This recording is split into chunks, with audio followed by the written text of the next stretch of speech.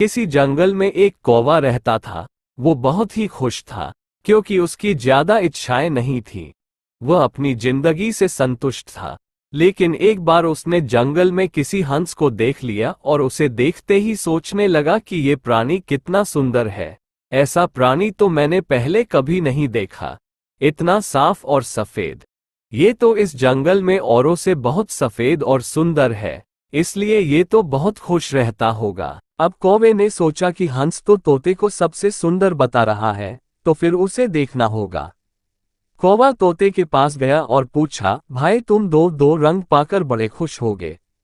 इस पर तोते ने कहा, हाँ मैं तब तक खुश था जब तक मैंने मोर को नहीं देखा था। मेरे पास तो दो ही रंग हैं, लेकिन मोर के शरीर पर तो कई तरह के रंग हैं। अब कौवे ने सोचा सबसे ज्यादा खुश कौन है, ये तो मैं पता करके ही रहूंगा। इसलिए अब मोर से मिलना ही पड़ेगा।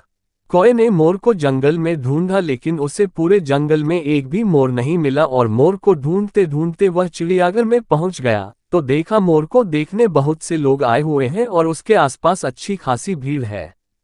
सब लोगों के जाने के बाद कौवे ने मोर से पूछा, भाई तुम दुनिया के सबसे सुंदर जीव हो और रंग बिरंगे हो, तुम्हारे साथ लोग फोटो खींचवा रहे थे।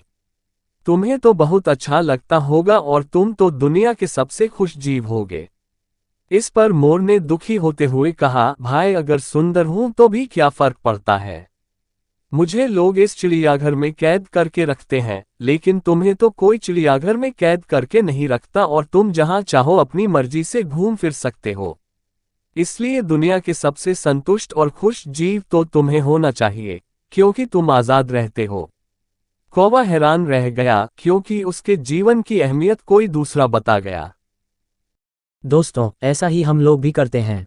हम अपनी खुशियों और गुणों की तुलना दूसरों से करते हैं, ऐसे लोगों से जिनका रहन सहन का माहौल हमसे बिल्कुल अलग होता है।